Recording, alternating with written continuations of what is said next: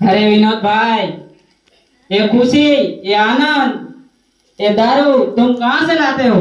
अरे बातें बातें बदल छोड़ दो। तू तो मौज कर, आनंद कर, खुशी आनंद मनाओ। हाय भाइयों, विनोद भाई कह रहे છે કે મોજ કરો, દારૂ પીઓ અને ખૂબ મોજ કરો।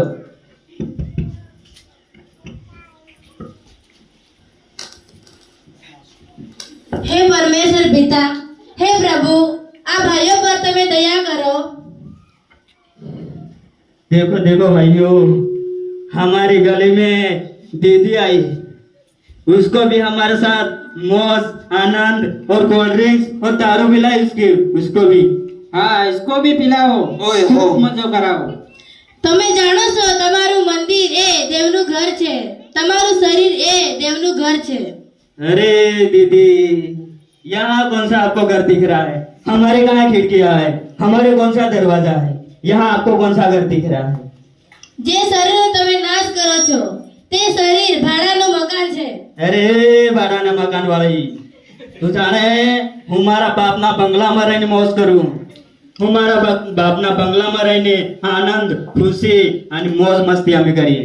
હું આ ઘરની વાત નથી કરતી, હું દેવના સ્વર્ગની વાત કરું છું, આનંદ જીવનની વાત કરું છું।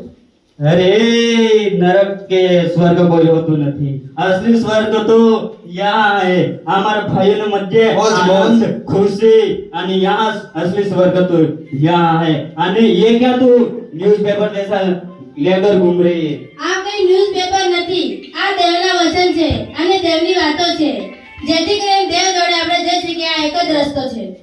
અરે એટલી દીદી, અમારે તો એક જ રસ્તો है, ઘરેથી દરના અંડા સુધી અને અંડાથી ઘરે। દેવનું વચન કહે છે, માર સત્ય તથા જીવન હું છું, મારા સિવાય બીજો કોઈ પિતા પાસે જઈ શકે નહીં। તમને પ્રભુ આશીર્વાદ કરે, તમને બતાવે કે એક જ રસ્તો છે, એ પ્રભુ ઈસુ ખ્રિસ્ત।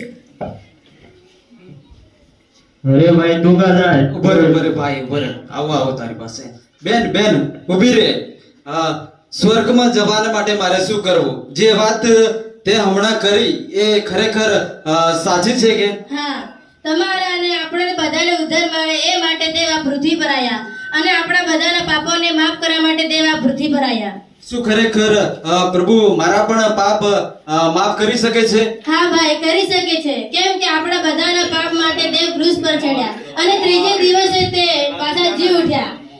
અને એવી જ રીતે તમે તમારા પાપને દેવની આગળ કબૂલ કરશો એટલે દેવ તમને માફી આપશે। એક જ રસ્તો છે કે આ વચન દ્વારા તમે દેવને સમર્પિત થજો અને તમારા પાપ દેવ માફ કરશે અને દેવ તમને આશીર્વાદ કરે।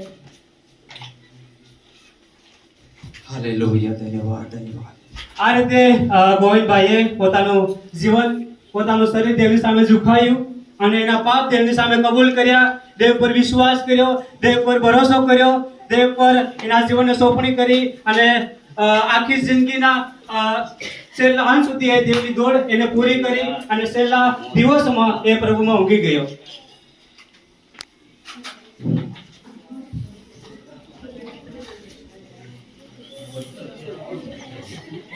અરે હું ક્યાં આવી ગયો? આ મને શું દેખાઈ રહેલું છે? દેવના વચનમાં લખેલું એ પ્રમાણે હું સ્વર્ગમાં તો નથી આવી ગયો ને? આ સોનાનો દરવાજો, આ સોનાનો રસ્તા, આ સોનાના થંભા, શું મને સપનું આવ્યું છે કે શું? હું અંદર જઈને દેખું કે અંદર શું છે? ઉભો રે। જીવનના પુસ્તકમાં તારું નામ લખેલું છે, આ સ્વર્ગમાં તારું સ્વાગત છે। હાલેલુયા હાલેલુયા, ધન્યવાદ ધન્યવાદ ધન્યવાદ પરમેશ્વર, ધન્યવાદ ધન્યવાદ। ઓ પ્રભુ, અમે તમારો જ આભાર માનીએ છીએ, અમે તમારા જ નામને ધન્યવાદ કરીએ છીએ। ઓ પરમેશ્વર પિતા, તમે સમયસર પ્રભુ તમે મને પસંદ કર્યો। ઓ પરમેશ્વર પિતા, તમે મને ખરો માર્ગ બતાવ્યો, તમારું જીવતું વચન બચાવ્યું અને પરમેશ્વર કીધું કે તારા પાપો તું જે ગલત કરી રહ્યો છે વ્યસનો દારૂના બંધનો તું છોડી દે અને તું મારી પાસે આવ અને મારા વચન ઉપર વિશ્વાસ કર કે તું અનંત જીવન પામે અને પરમેશ્વર પિતા એ પ્રમાણે પ્રભુ તે મને સ્વર્ગમાં બોલાયો હે મને અનંત જીવન આપ્યું હે ઓ પરમેશ્વર પિતા હું તારો જ આભાર માનું છું અને હું આ ભાઈઓને પણ કહેવા માંગુ છું જેઓ દારૂ પીએ છે જેઓ વ્યસનોમાં છે જેઓ મૂર્તિ પૂજામાં છે ઓ પરમેશ્વર પિતા તેઓ મારી રીતે મેં જેમ વિશ્વાસ કર્યો અને હું સ્વર્ગમાં આવ્યો તેવી રીતે તેઓ પણ વિશ્વાસ કરે અને પ્રભુ તે તમારી પાસે સ્વર્ગમાં આવે એવી હું પ્રાર્થના કરું છું તેઓ પણ પ્રભુ પોતાની જાતને બદલે અને તમારા વચનો ઉપર એ પોતાની જાતને સોંપી દે તેઓ પણ પ્રાયશ્ચિત કરે પોતાનું મન ફેરવે એ તેઓ પસ્તાવો કરે અને પ્રભુ તમારા રાજ્યને માટે તેઓ પણ પોતાનું જાતને આપી દે એવી પ્રાર્થના કરું છું અને પ્રભુ હું આભાર માનું છું કે તમે મને સ્વર્ગમાં બોલાયો છે પ્રભુ યેસુ મસીહ મેં તમારો આભાર માનું છું કે તમારી સાથે પ્રભુ તમે મને આજે બોલાયો છે અને તમારી સાથે હું આજે છું એના માટે હું બહુ આનંદમાં છું પ્રભુ યેસુ ધન્યવાદ પ્રભુ યેસુ આવ દીકરા આવ હે મારા પુત્ર તને મેં બોલાયો હે જે તને ઘણો પસંદ છે તે તારા પાપ કબૂલ કર્યા છે ને સર્વ જીવન સુધી તું તને પસંદ કર્યો છે સર્વ સુધી તું મારી સાથે છે તને મેં બોલાયો છે ને તને મેં પસંદ કર્યો છે સુખી શાંતિ સમૃદ્ધિ મેં અને આનંદમાં તું રહેશી તું હંમેશા માટે મારા ઘરમાં રહેશી હાલેલુયા હાલેલુયા હાલેલુયા આ રીતે ગોવિંદભાઈએ એના પાપ દેવની સામે કબૂલ કર્યા દેવ પર વિશ્વાસ કર્યો દેવ પર ભરોસો કર્યો અને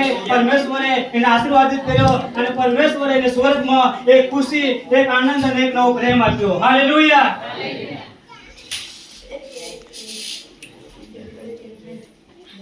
હે વિનોદભાઈ આપણે દારૂ પીતા જઈને વાતો કરતા હતા કે સ્વર્ગમાં જવા મળશે આ શું સ્વર્ગ છે આ સોને કા ખંભા आ सोने की खिड़की और आ सोने का रास्ता आ सब नया नया क्यों लग रहा है मेरे को चलो अंदर जाके देखिए તમારું જીવનના પુસ્તકમાં તમારું નામ નહીં તમે પૃથ્વી પર ઘણા બધા પાપ કર્યા છે વ્યભિચાર કર્યા છે તમે દેવને તમારું જીવન સમર્પણ નહીં કર્યો અને દેવની સુવાર્તા જ્યારે બેન લઈને આવી ત્યારે તમે સ્વીકાર નહીં કર્યો ઘણો બધો દારૂ પીધો ઘણું બધું તમે વ્યસન કર્યો આ માટે તમારી જગ્યા સ્વર્ગમાં નથી પણ તમારી જગ્યા એ નરકમાં છે हे प्रभु તમે અમને નરકમાં નાખી દો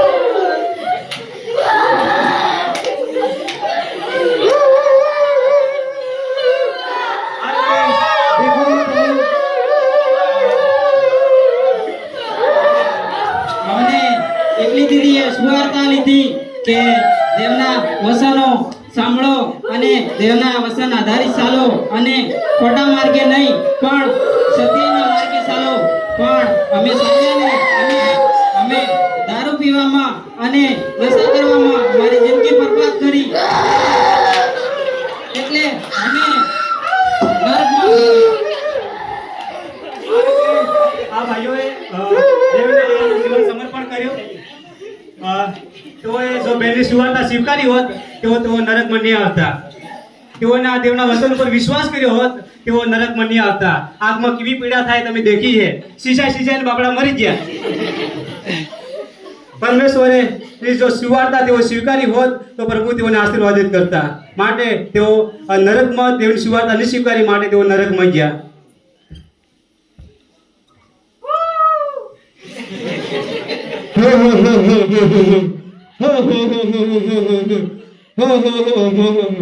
હા મારા સ્વર આવી ગયા નરકમાં તમારું સ્વાગત છે નરકમાં કેમ કે તમારા જોર છે મેં દારૂ પીવડ્યો અને તમને મેં વ્યભિચાર કરાયો મેં તમારા બધાને એક ખોટી જિંદગી જીવાડી અને તમને બધાને મારી પાસે બોલાવવા હારું મેં તમારા મનને બદલી દીધા હતા એ માટે હું નરકમાં લઈ જવાને માટે નરકમાં તમને તળવાને માટે નરકમાં તમને આગમાં દળવાને માટે નરકમાં તમને કીડામાં નાખવાને માટે મેં તમને પસંદ કર્યા હતા એટલા માટે મેં તમને દરેકને નરકમાં તમારું સ્વાગત છે ચાલો નરકમાં તમે